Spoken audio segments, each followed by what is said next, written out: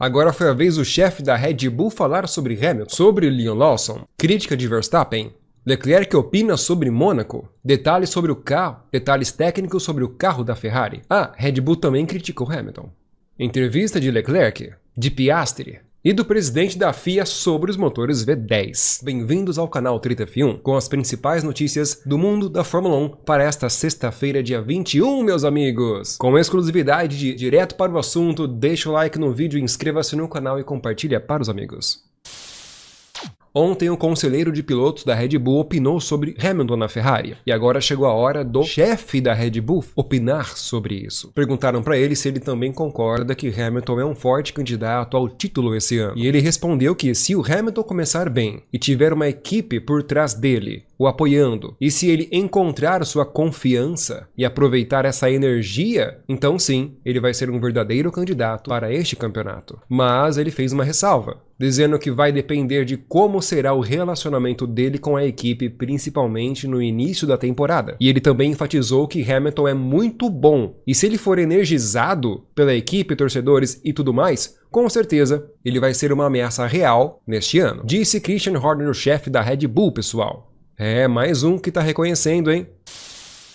Agora sobre o Liam Lawson, um novo colega de equipe do Max Verstappen, que é um grande segundo piloto, né? Coitado dele. O conselheiro já falou isso, o chefe dele já falou isso várias vezes, que ele vai atuar para ajudar Max Verstappen, aprender com ele, entre outras coisas. Só faltou falar diretamente que ele vai ser o segundo piloto. Isso diretamente não falou, mas indiretamente falou várias vezes. Agora o conselheiro reafirma os objetivos do Lawson na equipe, que vai ser de pontuar bastante, constantemente e ajudar Max Verstappen quando necessário.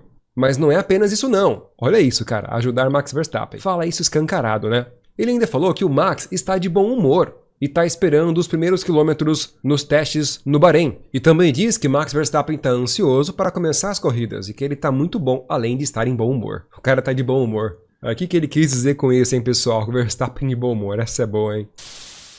Falando em Verstappen, Verstappen criticou os carros atuais da Fórmula 1 hoje, dizendo que eles não são divertidos. Ele prefere carros mais antigos, meus amigos, ele não curtiu os carros de efeito solo, não. Os carros antigos para ele são mais divertidos, porque dá para ser mais agressivo, atacar mais as zebras e passar por cima dos meio-fios. Isso é interessante, né? Por quê? Ele falou, pessoal, que os carros com efeito solo são chatos, pois exige que as pistas sejam super lisas e perfeitas, então não tem muito prazer ao guiar. E ele falou o exemplo, que os carros do ano 2020 e 2021 eram um pouco mais ágeis. Isso é interessante, né, pessoal? E de fato, né, o carro mais rápido da história da Fórmula 1 apareceu lá em 2020 com a Mercedes e a Red Bull logo atrás dela. Mas comenta aí, pessoal, concorda com ele? Você prefere os carros da era passada, do regulamento passado da Fórmula 1, ou dos atuais efeito solo? No editorial passado, comentei com vocês sobre a ideia da FIA e também uma reunião que o Horner teve com a FIA sobre como deixar o GP de Mônaco mais apimentado, mais legal, mais interessante para assistir. A FIA está cogitando colocar a obrigatoriedade dos pilotos usarem 3 compostos, todos os compostos disponíveis. E o Leclerc, que é um monegasco, é de Mônaco, ele aprova isso. Diz que mais pitstops pode apimentar as coisas. Embora muitos de vocês, nos comentários do vídeo que eu falei sobre isso, disse que aumentar a quantidade de pitstop não seria interessante não. Mas aqui temos a opinião de um piloto que mora na cidade, que nasceu na própria cidade e conhece de cabo a rabo Mônaco. Ele diz que com mais pitstops a estratégia se torna mais importante, até porque ultrapassagens não dá para fazer, né? Mônaco é muito empolgante no sábado, na qualificação, mas na corrida nada acontece. Foi o que ele disse. Então, para apimentar as coisas, seria interessante sim mais pitstops no GP de Mônaco. E agora, pessoal, com a opinião do Leclerc, ninguém melhor que ele para opinar sobre isso, né? Com a opinião dele, você concorda que mais pitstops seria interessante? Comenta aí. Agora uma entrevista bem legal com um dos principais engenheiros da Ferrari, pessoal. As atualizações e melhorias da Ferrari já foi amplamente debatido aqui na comunidade de Fórmula 1 no YouTube Brasil. Eu ainda não fiz um vídeo técnico sobre isso, pois não vi necessidade, afinal de contas, prefiro esperar a primeira etapa acontecer, que aí sim nós teremos uma noção do verdadeiro carro que será apresentado. Então, no meu ponto de vista, eu que não gosto de especulações, não vou ficar o dia inteiro trabalhando num roteiro para explicar detalhes técnicos dos carros da Fórmula 1 na pré-temporada. Mas tem outros canais no YouTube que já dessecaram os principais aspectos das atualizações dos carros. Assistam também. Eu prefiro esperar algo mais palpável, tudo bem? Como, por exemplo, a entrevista do próprio engenheiro da Ferrari. Oh, aí é coisa boa, hein? E é claro que ele falou sobre a suspensão dianteira, que é uma mudança que a Ferrari fez extremamente visível, e dizem que a suspensão dianteira, nesse regulamento, incide muito desempenho nas entradas de curva e estabilidade do carro. Suspensão tem um efeito muito importante em todo esporte a motor. Olha o que o diretor técnico diz, pessoal. O principal objetivo do carro era encontrar espaço para avançar no desenvolvimento aerodinâmico. As mudanças que eles fizeram na suspensão, claro, teve efeito técnico. Eu vou resumir para vocês aqui, tá? Teve efeito técnico sim, com certeza. Muda a suspensão do carro, você muda toda a geometria do carro. Mas esse não foi o maior objetivo da Ferrari, e sim a aerodinâmica. A suspensão dianteira, dependendo da posição dos braços, que tem 1, 2, 3, 4 braços aqui, 4 braços aqui. No canto esquerdo era como era a Ferrari ano passado e no direito como ficou este ano. Então tem 4 braços aí. Ele disse que alterar do push rod para o pull rod, tecnicamente influencia sim na geometria e equilíbrio do carro. Já vou explicar melhor. Mas sobretudo, você tirar essa haste amarela daqui de cima, colocar ela mais para baixo, vai deixar o ar que vem do bico do carro fluir com mais facilidade para o side pod do carro. Pessoal, pega a visão, ninguém tá falando sobre isso, tá? Por isso que eu prefiro esperar a explicação técnica de quem trabalha na Ferrari sobre o assunto. Caso contrário, é tudo especulação, rumor e achismo, e eu não gosto de fazer isso com vocês. Então, enquanto muitos acham que a Ferrari trocou a suspensão para mudar o carro, para deixar ele melhor para o Hamilton, chega o diretor técnico e fala que, na verdade, não, a mudança técnica foi mínima, pois eles estão priorizando a mudança aerodinâmica que a suspensão dianteira influencia no side pod do carro. Vocês não vão lembrar, mas no ano passado ou retrasado, se não me falha a memória, a maior mudança que trouxe um pouco mais de desempenho e o Hamilton começou a pontuar bem no carro da Mercedes foi justamente quando eles alteraram a suspensão dianteira, pois as hastes de sustentação da suspensão dianteira da Mercedes eram mais arredondadas.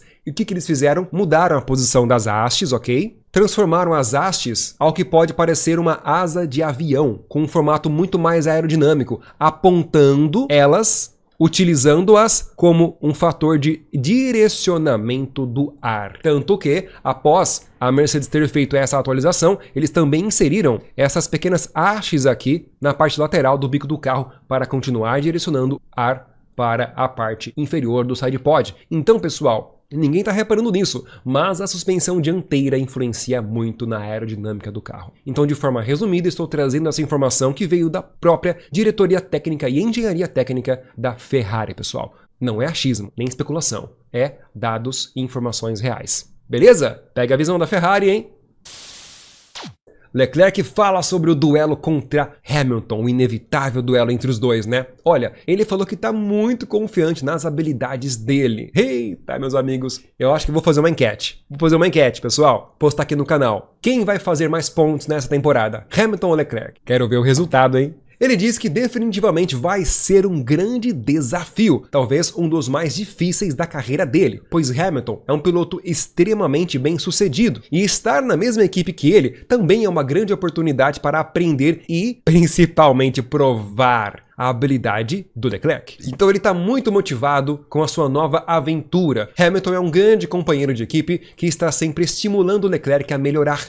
Leclerc ver o que Hamilton faz melhor do que ele vai ser uma oportunidade para Leclerc melhorar seu próprio desempenho. Então, mais uma vez, Leclerc está se colocando como o aprendiz, não como o segundo piloto, mas como o grande aprendiz para tentar superar o seu mentor. Olha que interessante. E ele finaliza dizendo que, mesmo ainda a primeira etapa ou as corridas não tenham ocorrido, só nos testes o Leclerc já percebeu algumas características do estilo de pilotagem do Hamilton. Ah, meus amigos, a ansiedade tá a mil! Meu amigo, está sentindo isso aí também, pessoal? Olha, pessoal, eu sou assim mesmo, tá? Nos vídeos eu sou mais espontâneo, tudo bem? Prezo pela informação verdadeira, com fatos relevantes, mas também é daquele jeitão brasileiro, né? Vamos nessa, pessoal!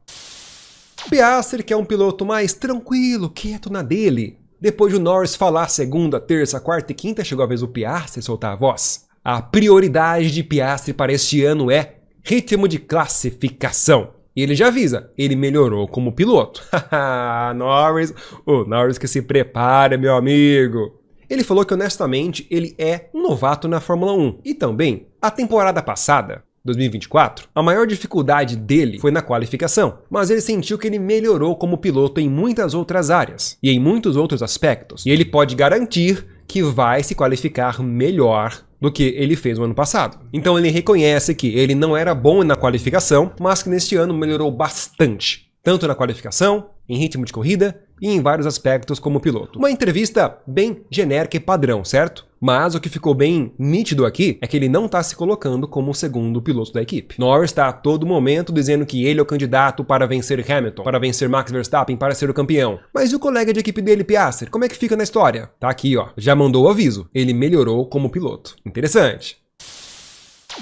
E para finalizar, pois eu tenho que buscar minha filha na creche, o presidente da FIA volta a falar que devemos considerar o retorno dos motores V10. Ano passado ele já falou sobre isso no meio da temporada, e agora ele volta a falar. E esse cara tem muita influência, meus amigos, que durante o grande show, o evento que a Fórmula 1 vem fazendo em Londres, também fez agora nessa semana ao vivo, né, revelando os pilotos e os carros, esse assunto sobre motores V10 voltou a ser discutido. Ele confessou que a Fórmula 1 está caminhando para ser cada vez mais sustentável, que seria difícil por causa disso implementar motor V10, mas a Fórmula 1 também tem muita tecnologia, então deve considerar várias direções, incluindo o som estrondoso do motor V10 funcionando com combustível sustentável. Nossa, a solução perfeita seria essa, meus amigos, concorda? Se o combustível for sustentável, dá para fazer um bom trabalho para ter zero de emissão de carbono. E com isso, talvez não precisaremos ser tão rigorosos no desenvolvimento dos motores. Meus amigos, ele falou um pouco mais aqui da sua entrevista, mas basicamente esse é o resumo para vocês. E tá bem interessante isso. Uma pena, né, que a partir de 2026 o regulamento de motores já está fechado e vai até 2030, eu acho, ou 29, não sei. Mas caso a Fórmula 1 realmente consiga fazer ou voltar aos motores V10, talvez vai ser só a partir de 2030, né? Vai demorar muito ainda, uma pena. Mas tá bom demais, né? Já acende um pouco a chama em nossos corações. Pessoal, muito obrigado por assistir. Deixa o like no vídeo, seja membro do canal para pegar a cobertura ao vivo e completa melhor do YouTube quando começar os eventos da Fórmula 1 aqui no canal, tá? Compartilhe para os amigos e deixe o like no vídeo. Um abraço. Bora buscar bebê na creche.